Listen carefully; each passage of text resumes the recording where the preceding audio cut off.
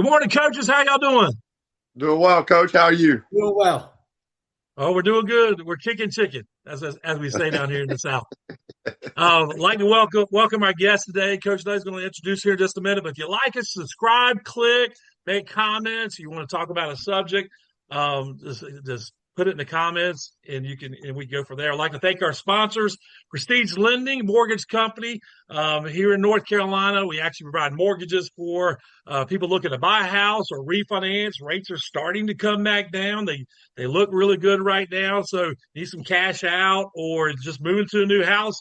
We'll be glad to help you. If you need some realtors referred to, we got some of them, financial planners, things like that. But Prestige Lending, visit prestige.com or KyleJarman.com. Coach, you want to talk about Networks, another sponsor? Networks Basketball. We do individual skill instruction with players from ages 6 to all the way up to professional level. It is the off season in which players should be getting better, working on their skills, not just playing a bunch of games. NetworksBasketball.com is where you can find us. Well, awesome. All right, Coach Nunnally, you want to introduce our guest today? I am excited today. In fact, I broke out my old-fashioned Kent State T-shirt here because I met this guy at Kent State, and we're not just friends, we're brothers. And anyway, I'm going to introduce Ed Santa to you. 35 years as the Colorado Rockies scout. Before that was an assistant coach at Ohio State. And before that was the assistant coach at Kent State where I met him. We're going to talk baseball. We're going to talk what scouts look for in a player, the do's and don'ts of parents, and avoid some pitfalls here. But before we get started, we're going to talk about a couple of things here. First of all, I didn't realize that you are in the Mid-Atlantic Scouts Hall of Fame. So we have the first Hall of Famer on our podcast. Welcome, Eddie.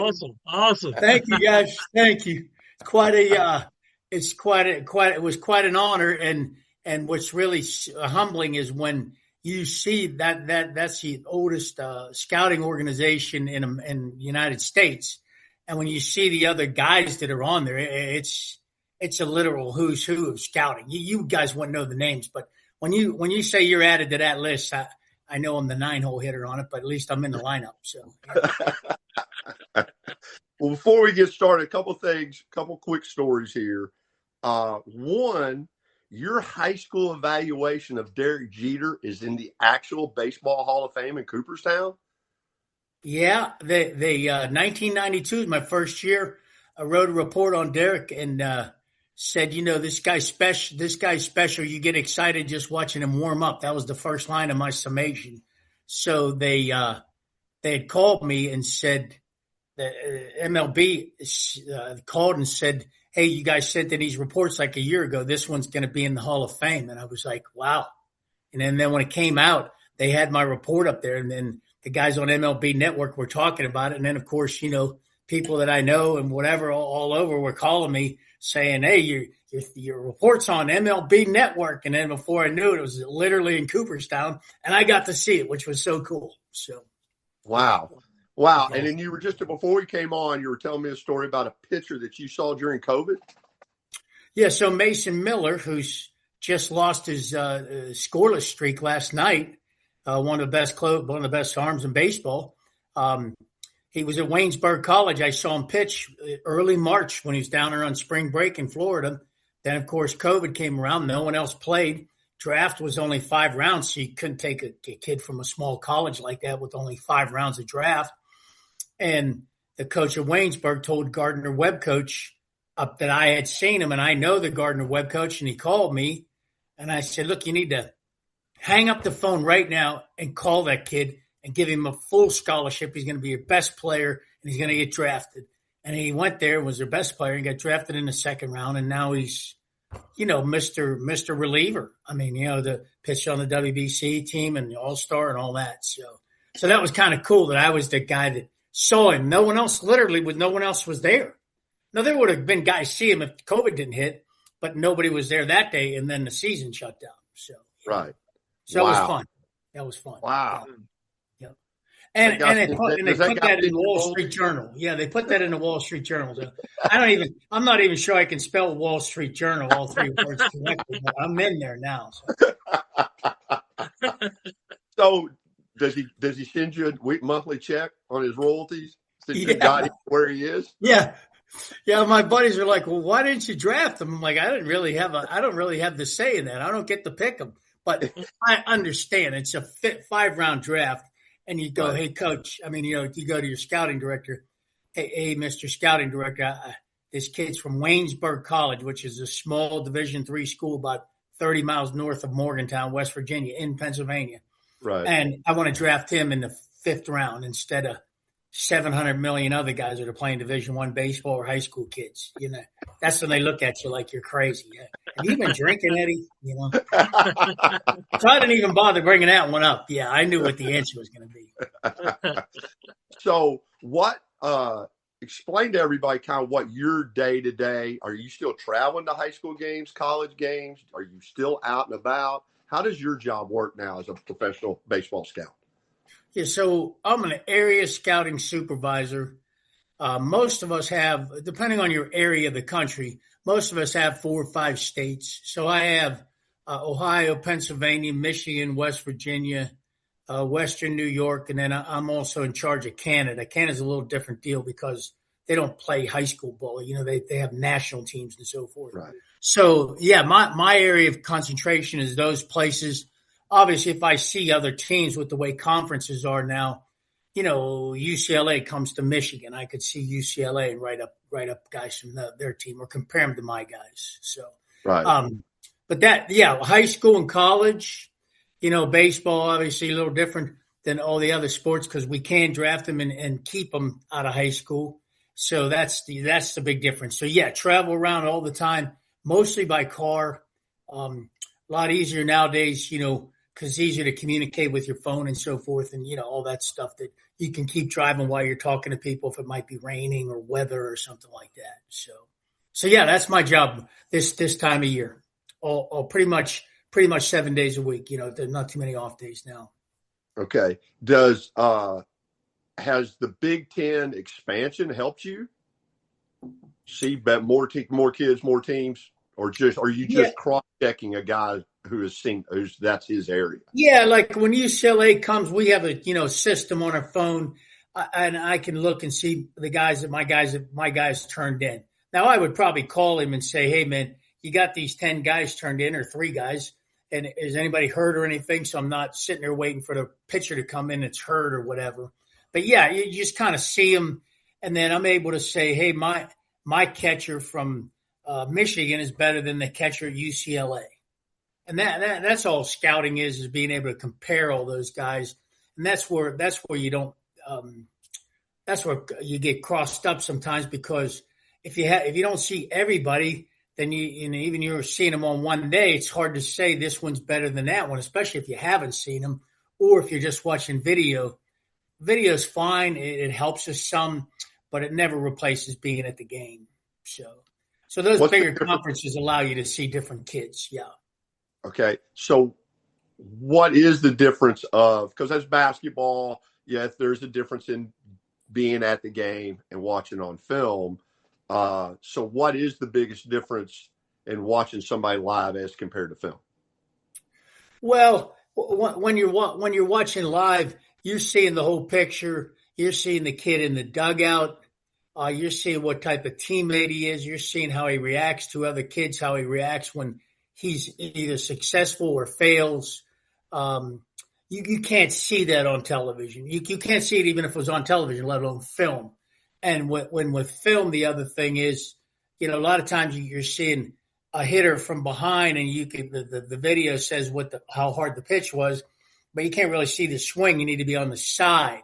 So when you get on the side to watch the swing to see mechanics and bat speed and so forth, you have to be there for that. And then obviously defensively, even if you have film of a guy fielding a ball or an outfielder on a video highlight, you have to be at the game to be able to see what type of jump it was. So did that outfielder make that great catch because he's got great instincts, or did he make it because his speed helped him catch up the bat instincts? So those are the things you see in a game live that you can't see on a video. Okay. So during games, do you move around as you're watching games, so you can see the hitter? Yeah, different angles. Yeah, I like to sit behind home plate, obviously, for the pitchers. go to the side, the open side, like first base side if a guy's a right-handed hitter. So, yeah, you move around. I might go if I'm watching outfielder, I'll sit behind the plate even if I'm not really watching the pitchers per se because I want to see that reaction time, so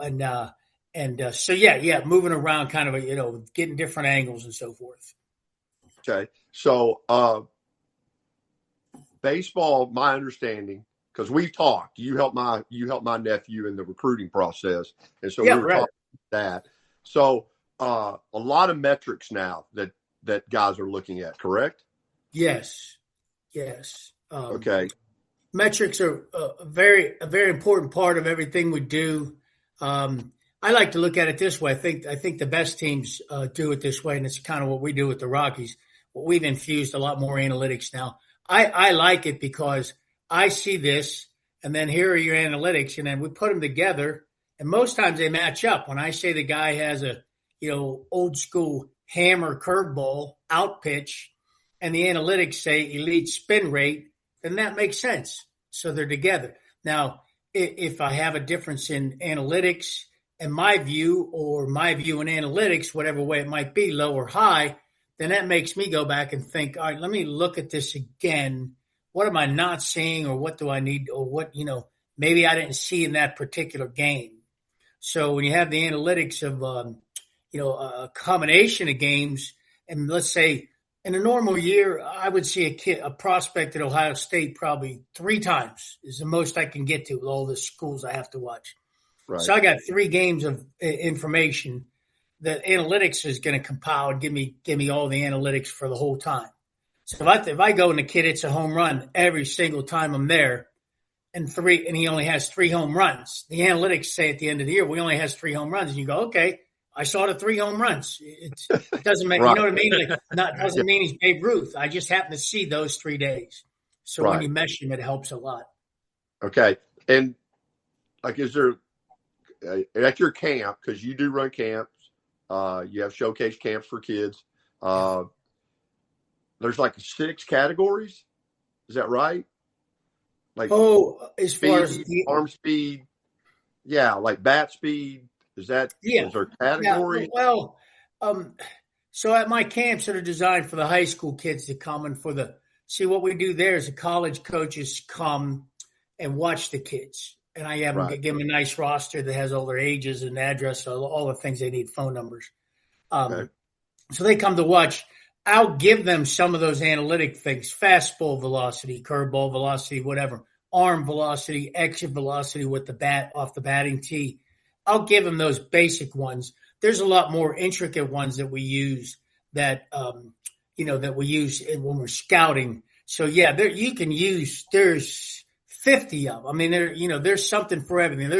There's swing and miss on your fastball. There's a percentage for that and so forth. But as far as the kids, when the young kids are doing it, we use it to see the general things, exit velocity, the running speed, the old, 60-yard dash. Right. Those are important, but I think the thing to get across to kids nowadays is those aren't going to help you get a scholarship. They're going to help the coach look at you again.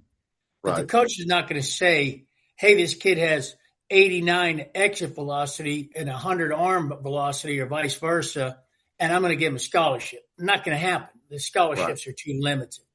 Right. So those exit things, and I send them back out to the guys that are there, that helps them. So they see the kid, they go, hey, pretty good body, pretty good athlete. I like the way he moves. I like the way he swung the bat.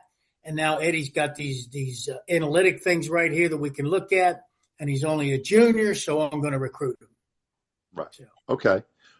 We'll get back to your camps in just a second. Take us that don't know through the process leading up when you're having your meetings, getting ready for the draft, and how the draft actually works behind the scenes. Okay, so you take your list. Uh-huh. I have my pref list of players, and I go into a meeting and I tell my bosses, one on 10 meeting. I tell the bosses why I like this kid and what round I have him and so forth. And then everybody does the same thing. All the area guys, we probably have 15 in the country, 15 or 16 maybe. and then we all go in. Then when you then those guys talk about all the guys, because what cross-checkers are is they're the guys that see everybody around the country. So they can compare catcher from New Jersey with a catcher from Ohio or Florida and say, I like this guy better, that guy better. Doesn't mean they're right. Just means they've been able to see them. You put them on a board, and then essentially what you do is you line up all the catchers and you line up all the position players and pitchers. And then when you start putting up what they call the board, when everybody says, oh, where's the board, the draft board, you go through and you go, okay, here's the right-handed starter. And then you go, the left-handed starter better than him. Okay, then now we get the left-handed starter. Is he better than the first baseman? No. Okay, stick with the left-handed starter. Is he better than the second baseman? And you literally go through that with every player. And when you get to the end, you go, okay, that guy's number one. And then you go to number two. I mean, you can see how tedious it becomes. Yeah. We end up with a board of 150 players, and out of those 150, that most years will get you through through 10 rounds of the draft. So 150 players, 10 rounds is 300 players. So 150 players gets you through your 10 picks, which means our 150 aren't the same as the Pirates or the Padres or whoever. We don't know what theirs are. So that's how it works. And then, that's why people see if we have – this is what happens with these rating systems. And, who ranks the rankers when, Perfect Game or some of these people put out rankings. Who are the rankers? Tell me who they are. I want to see what their experience level is. So what happens is you put those guys up there, and we may have 50 guys ranked as first rounders, and there's only 30 picks. So if that kid's been told he's a first rounder, if all 50 of those guys have been told he's a first rounder, it's guaranteed that 20 of them are going to be mad, and probably more than that, because the 30 that were told probably aren't the 30 guys that get picked. Mm-hmm. So that happens, and then when you get to the draft, as you go down further and further, there's leftover guys that you had in each round. That's why sometimes you say, well, man, I had this guy in the fourth round and we didn't pick him. Well, we didn't pick him because we still had guys in the second round that were still on the board. That's the guy we picked. Does that make sense? Yeah. Yeah. So that's how I know you guys know that, but we're telling people listening. So that's what's so interesting about it. Now, do you have a lot of communication with kids in your job? Oh yeah. The other thing that comes into play is the signability of the kid. So when you get to the first round or the second round, especially the second round, the kid goes, my number's $3 million, and you're like, well, dude, the second round doesn't pay $3 million, so you got to sign for this money or we move on. So that happens as far as the money goes. You're in constant contact with the kids. They may say to me, hey, you go out and call Kevin and see if he'll sign for X amount of dollars in this round. Come back and tell us.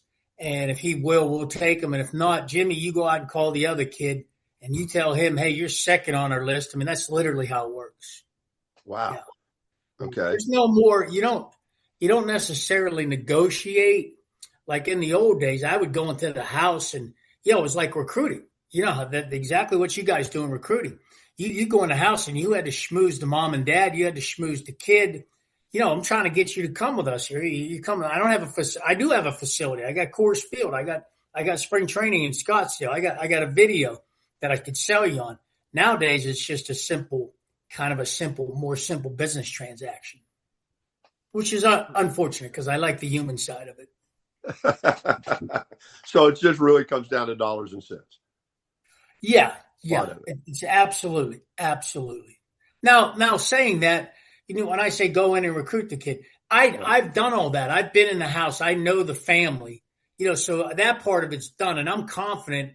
Hey, if we give this kid X amount of dollars, that's what his ability level says. I'm confident in his makeup and his character that he's going to be able to grind it out in the minor leagues. So that part I already know. And then you go to the money thing. So, and there's times when, some kids will say, I just don't want to do it. And I say, hey, God bless you. That's great. I wish more kids would tell me, hey, I really don't want to do this right now. I want to go to college. You know what I mean? It's fun. We all know that. College is fun. Playing baseball in college is fun. So. Right. Right. Are you seeing more kids want to go to college with NIL and stuff like that on the college level? Yeah. We can't open that Pandora's box. Or we'll be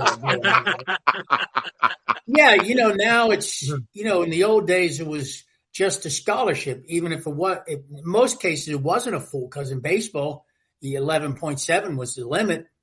So we were dealing with a partial scholarship. We blew that out of the water because we have money to give kids to go to college. We'll guarantee you the money. So now what we're dealing with is, say you like a kid for $200,000. It's a lot of money for a lot of people. The kid might say to you, hey, I'm getting 150 from X school. I'll just go there. And I don't say I don't blame you, but in my mind, I'm going, I guess I don't blame you. But, the only question I ask them when they say that is, what's your ultimate dream? If they're smart enough, they'll say play in the big leagues because they're talking to a big league scout. And I said, well, if your dream is to play in the big leagues, then you got to play in the minor leagues. That's why we want you to play right now, to get to the big leagues quicker. So, we run into it a lot with the NIL. Okay. Last thing maybe covered here on the scouting part of it is, there's special obstacles or things you got to overcome when you're watching a kid play, knowing you guys are in Denver and the high air and the big yard and all that kind of stuff. It doesn't come into play. I mean, from the scouting standpoint, okay. There's some adjustments that we make, in the big leagues and with our recovery times and all that stuff. It's way over my head. But yeah, when you're scouting, no, we don't bring that into consideration at all. Okay. Yeah. So like if a pitcher's out pitch would not play in Coors, you don't really worry about that. Yeah, the break is not as much and things like that. Right. I think it's so far removed from that decision that you just go, hey man, we can't worry that this guy throws a curveball and that guy throws a slider and the slider might work better at Coors Field. I've never heard that in 35 years. Okay. In the drafting, in the scouting. Right. Okay. All right. Just take the best guy. Okay. Because you hear that if you watch it on TV. Like if you're watching in Colorado, they talk about that stuff. So I didn't know if that was something in y'all's department that you go, hey, we want to stay away from that type of pitcher because of where we play. Yeah. It's particularly interesting, and it's on purpose. Our AAA club, which you guys may or may not know, is in Albuquerque. Right. And I didn't know this, but the altitude in Albuquerque is higher than than Denver. Really? So yeah, and believe me, pitching in AAA. Not that I ever did it, but believe me when I tell you, pitching in AAA is not any fun at all. But it's especially not fun in Albuquerque. Okay, because a lot of guys can hit in AAA, can really hit. Maybe has some deficiencies other places, but yeah. So. Okay. So, all right. So we get back to the camps. Okay. Tell us about your camps. We started the camps years ago. SantaBaseball.com has the information. I started the camps as a way to see players in my area, for me personally, selfishly, and then to have college coaches be able to come and evaluate kids. And I saw some people running them. They were never organized. I'm a very organized person. It would drive me crazy if I could do something in an hour and it took these guys 3 hours to do. I wanted to scream. So I'm like, well, why don't I do it? So then I started doing it, and it built up to the point where I'm now averaging 60 or 70 college coaches and scouts at my showcases. It's for all high school kids. Occasionally I get kids that are trying to transfer, in the transfer portal. They'll come. That's fine if they want to come. And they just go and we do a tryout, basically like run a 60-yard dash, throw, hit, pitchers, throw 20 pitches in the bullpen, show us your stuff type of thing. And then the coaches are able to evaluate. Like we talked about before, I give them some analytic stuff I give to the kids and the coaches. And, then the coach, and I tell the kids, look, I'm not going to write a generic report. Some of these places like Perfect Game, PBR, they write these generic reports. They just have their sentences. You pick that sentence. Oh, guy has a high leverage swing. I don't know what that is, but they tend to use those same phrases. So I tell them, look, I'm not doing that. First of all, I'm not smart enough to do it in a short period like that. I'm only seeing you take some ground balls. I don't know whether you can play at all. You may look great and can't play at all. So I tell them, look, your evaluation is going to come from the coaches that reach out to you. I mean, we're real simple. If you're any good, everybody will call you. If you stink, nobody will call you. And my sister she helps me with the camps, like checking people in. And she's always like, you got to quit telling kids that. You're yelling at those poor kids. I'm like, that's what they need to hear. So that's what I tell them. If you're any good, they'll call you. If you're not any good, they won't call you. Simple as that. So, yeah. So it's been going. Somebody asked me the other day, and then I know you told me we were going to talk about this a little bit. So I can't remember exactly the years. It wasn't long after I started scouting, so it's pushing probably 25 or 30 years I've been doing them. And I got them down to a science now where, it works real fast. And I always ask for the coaches' feedback, and I always feed the coaches lunch in between sessions and different things. And I talk to them about the feedback and can we do this better or that better? And the kids the same way. I love to hear back from parents. What I hear from parents a lot is, well, we paid X amount of $3,000 to play for the Johnny Rockets, and we never saw this many scouts and coaches all summer at a thing. And we saw at your place, and we played a couple $100, less than a couple $100 actually. Right. So that's always it's good to hear that and know that we're doing something worthwhile for the kids. Right. Well, you're doing what I've always in basketball. Got to put yourself in front of the people that have the scholarships. Yeah. Not rely on somebody like and I say the same thing. I mean, it's really funny. I say, hey, look, your game's going to talk. Yeah. And if they like it and you can help them, they'll recruit you. If you can't, then they're not going to recruit you. But you want those people evaluating you, the guys that actually the coaches that can actually like put their name on a paper and go, okay, here's how much we're going to give you exactly to play here. Yeah. Like, and spending all this money to do everything else is just, you're wasting money. So yeah. So your camps are high school kids or a kid that would be in the portal looking to transfer. Yeah. Depending on the time of year when I have them. Yeah. Right. And then, okay, let me ask you this. Have you thought about, and I guess it would be June, late May, June. Have you thought about just doing a portal camp? Yeah, actually, it's an idea of mine. At that time, or it's too busy at that time. Yeah, it's too. I really can't do anything until after the draft. It doesn't look good. It's not appropriate. You know what I mean? So. Right. I thought about that, and I would really like to do it. And if I wasn't scouting, I would do it. I think it'd be a valuable thing because I know talking to coaches that they look on. We have a thing called Synergy that has all the video up and all that, and they can look on Synergy all they want, but they would much rather come and see that kid. So if you had a transfer portal showcase, they love coming evaluating those guys, and then they can go home and do all their stuff, but they see it. You know how it is. When you see a video, you go, kid looks like he has a good body. Kid looks like he's 6'2". And then you go watch him and you're like, geez, he's not 6'2". He's 5'11". I mean, I've done that a lot when people send me videos. I'm like, dang, it looks like a good body. And then you go and you're like, it's okay. Yeah. Yeah.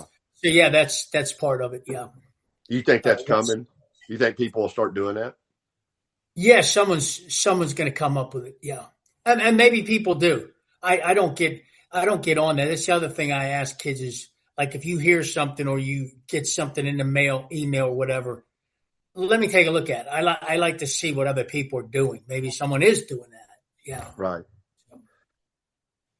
So what advice do you have for players and parents who have decided to go on the journey to become the best baseball player they can be?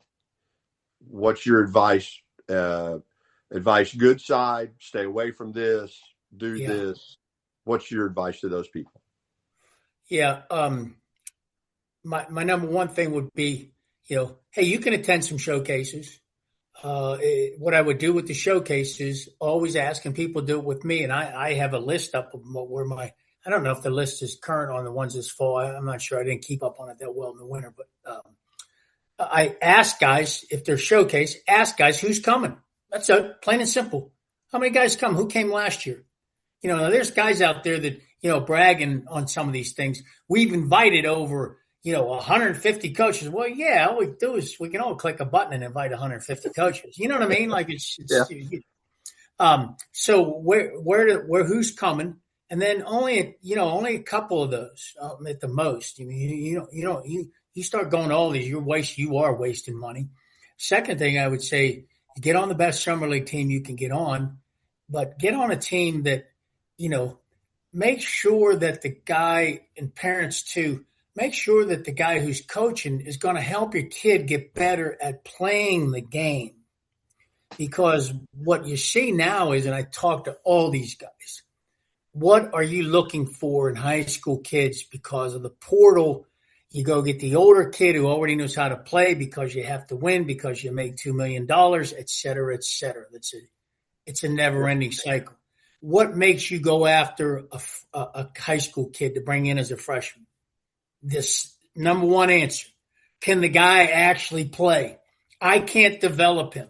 He has to know what an infield fly is. He has to know how to run the bases. He has to know how to make that throw instead of that throw.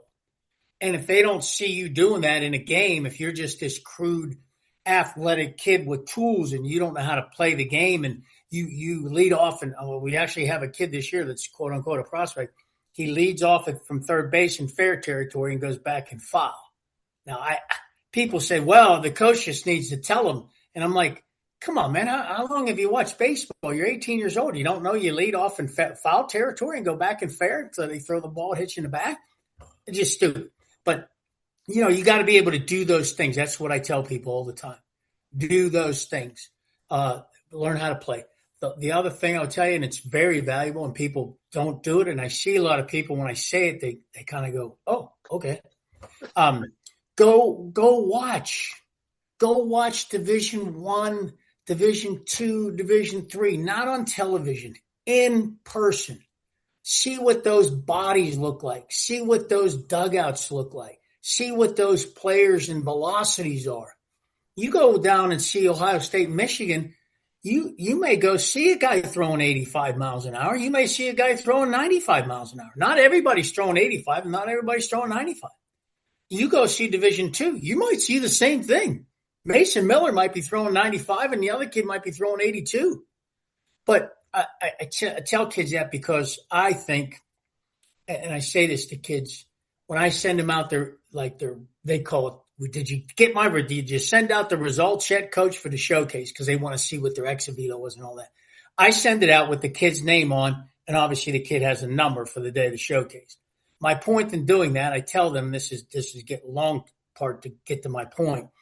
I tell them, look, you know in your heart, all of us, when you're playing hoops, when you're playing baseball, you always said, hey, man, number 10's the best guy. Dude, that guy's a guy, right? And you knew it. Whether your mom and dad knew it, I always kid around and say, my mom still thinks I'm going to play in the big leagues, and I told her it's a little too late. You know what I mean? Like I say that to kind of kid with to kind of stroke the moms and dads that think their kid's the next Mickey Mantle. But they see it. And my point is, when they go to those games, they'll see it too. They'll in their heart, they'll go, shoot, I don't think I can play here. Now I go to Ohio State one day. I go to Ashland the next day. I go to Marietta the next day. That's Division I, Division II, Division III, and all very good programs. Hey, man, I think I might fit in at this level. I'm not sure up here. Now, mom's going to say to you, oh, you look just as good as that shortstop. You know what I mean? And she doesn't know. Right. So that's what I tell kids. That's an important thing, is to go watch. And I would think it would relate to basketball too. Go actually watch those teams play.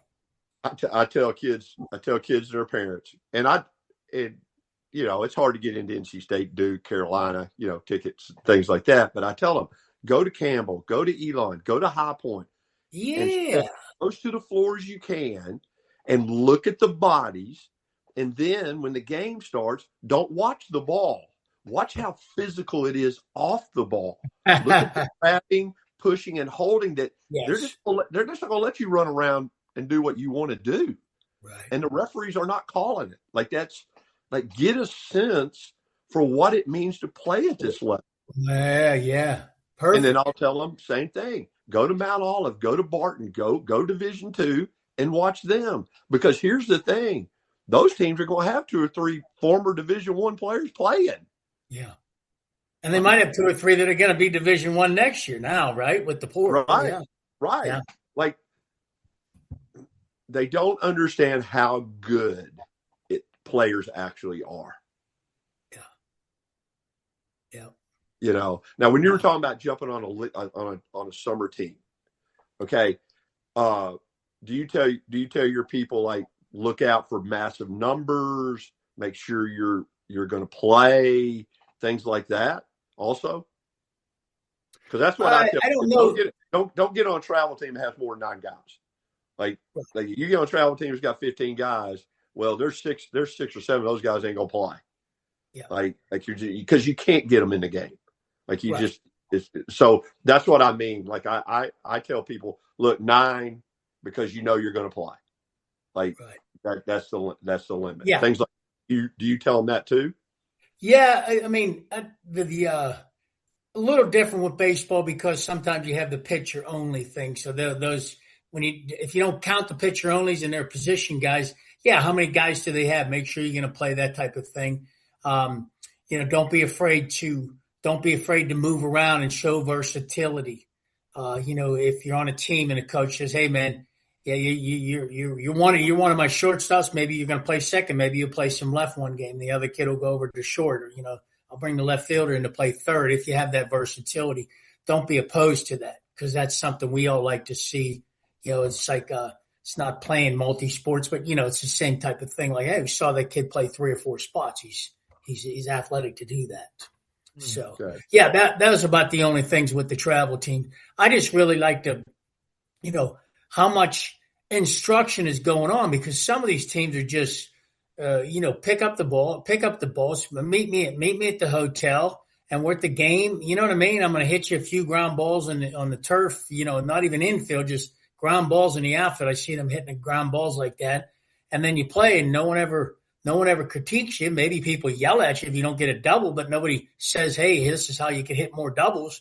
That's what I need to see.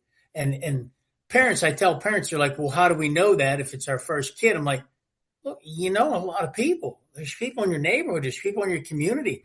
There's kids that did it last year. There's kids that did it the year before. You can't tell me that every set of parents doesn't have some way to get in contact with some other parents that went through this and have some good advice."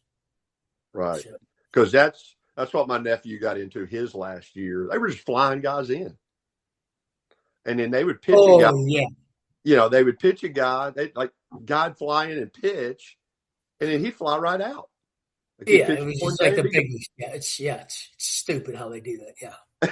And I'm like, so what your advice is on travel, and it's very similar to ours too, is get with somebody that's going to teach you, that's going to instruct. Get a coach.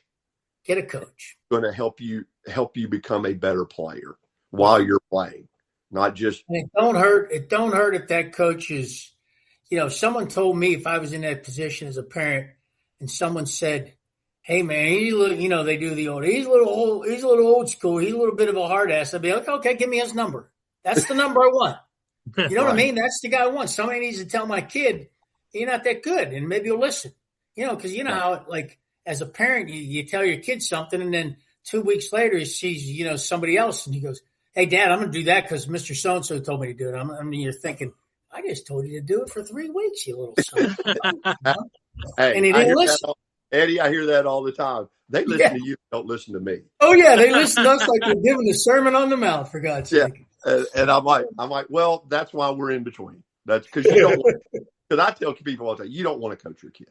Don't coach your kid because repeat what I tell them. If you want to try to help them, just repeat what I tell them. Don't try to coach them because they, that's the last thing they want.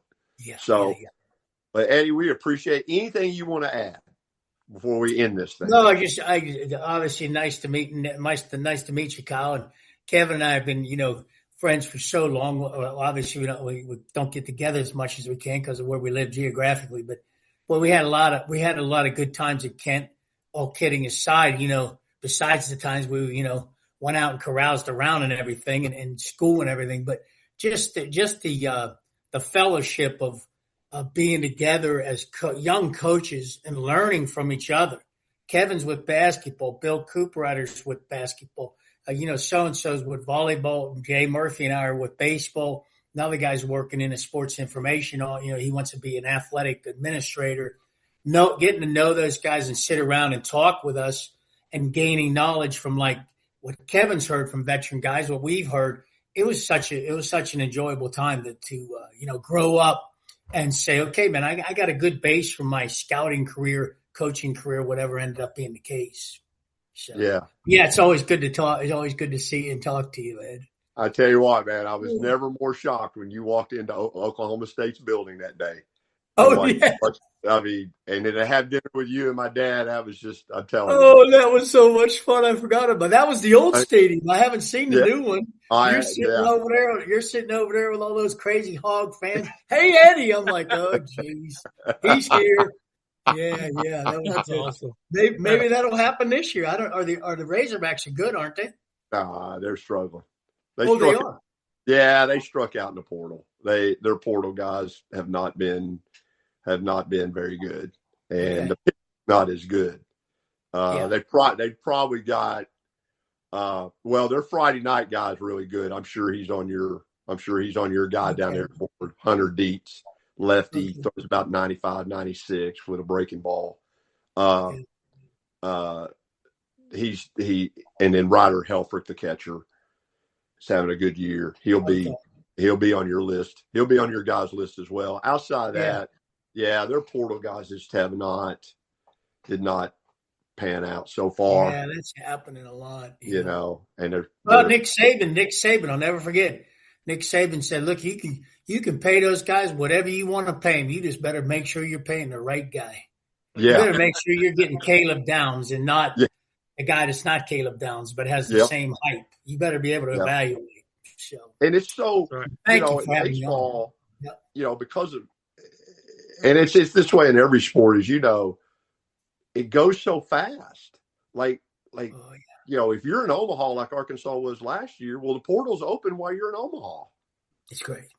So you're making decisions. Like these guys are having to make decisions on guys like so fast. Yeah. So I don't think you're getting either a true evaluation or evaluation like you were talking about, like studying the guy when he goes 0 for 3 with 3 strikeouts. What's he doing on the way back to the dugout? And did that affect, was he a half a step slow out in the outfield, didn't catch a ball he should have caught because he's worried about going 0 for 3? Like, things that you were talking about earlier that you see at a game. Those guys don't have time to do that now. Oh, gosh. No.